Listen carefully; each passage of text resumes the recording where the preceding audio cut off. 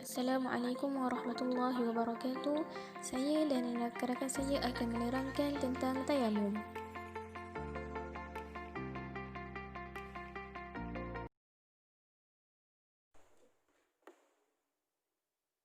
Tayamum dari segi bahasa adalah tujuan, sementara pada syarak pula adalah menyapukan debu tanah yang suci ke muka dan dua tangan dengan niat dan cara yang tertentu.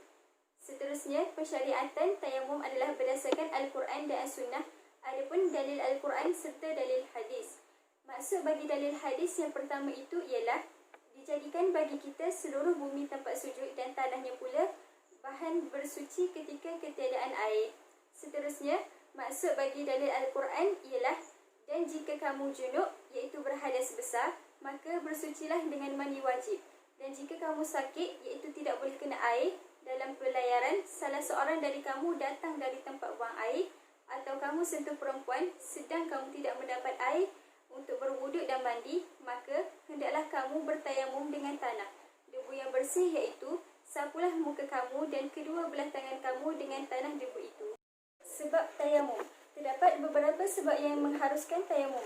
Yang pertama, air benar-benar tidak ada. Ini bermakna orang yang memerlukan air untuk diminum dan sebagainya sama keadaannya seperti tidak mempunyai air untuk bersuci. Yang kedua, jarak tempat yang ada air jauh daripadanya. Apabila seseorang berada di tempat yang berair melebihi 2,5 km, dia bolehlah bertayamum dan tidak wajib pergi ke tempat tersebut kerana menyusahkannya. Yang ketiga, terhalang daripada menggunakan air sama ada halangan yang nyata. Sebagaimana contoh, ada air di tempat yang berhampiran tetapi tidak jauh di situ pula ada musuh yang ditakuti. Ataupun ada halangan syarak iaitu seperti takut menggunakan air kerana bimbang terkena penyakit dan melambatkan proses penyembuhan.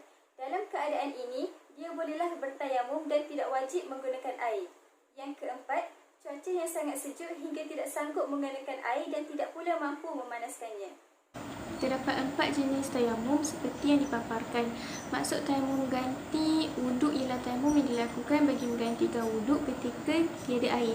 Tayamum yang kedua, tayamum ganti anggota wuduk iaitu tayamum apabila berlaku kecederaan pada anggota wuduk. Tayamum yang seterusnya pula ialah tayamum ganti mandi iaitu tayamum yang ini digunakan ketika mandi wajib iaitu ketika tiada air. Dan tayamum yang terakhir ialah tayamum ganti anggota mandi iaitu sama seperti menggantikan anggota wuduk, cuma ia menggantikan anggota mandi wajib. Syarat-syarat tayamum terbahagi kepada 7 perkara, iaitu yang pertama, mengetahui masa waktu solat. Yang kedua, mencari air selepas masuk waktu solat. Yang ketiga, menggunakan debu tanah yang suci yang tidak mengandungi tepung dan kapur. Yang keempat, menghilangkan najis terlebih dahulu. Yang kelima, menentukan arah kiblat sebelum bertayamum. Yang keenam, meyakin yang tiada air. Yang ketujuh, ada air tetapi tidak boleh menggunakannya atau tidak mampu mendapatkannya. Saya akan menerangkan tentang rukun-rukun tayamum. Rukun tayamum yang pertama adalah niat. Tempat niat adalah di hati, maka hendaklah dikosakkan di dalam hati. Rukun yang kedua adalah menyapu debu tanah ke muka, dan rukun yang ketiga adalah menyapu dua tangan hingga ke siku dengan 2 kali pukulan. Yang terakhir adalah tertib, iaitu mengikut urutan. Seterusnya, perkara sunat ketika tayamum. Perkara sunat yang pertama adalah membaca basmalah, dan ia juga perkara sunat kepada wuduk.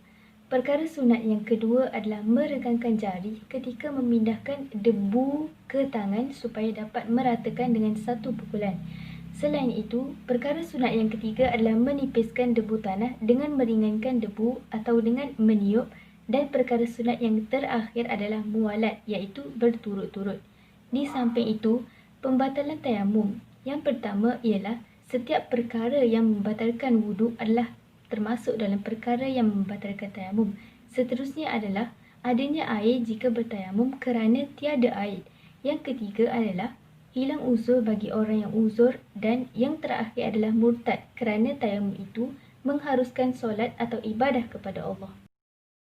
Pembahasan dalam tayamum.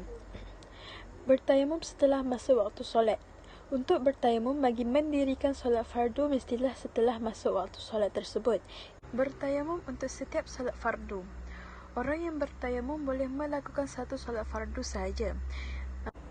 Tayamum sebagai ganti mandi wajib. Tayamum bagi orang yang mempunyai sebab-sebabnya menjadi pengganti kepada mandi yang wajib ke atas dirinya, sebagaimana ia menjadi pengganti kepada wudu.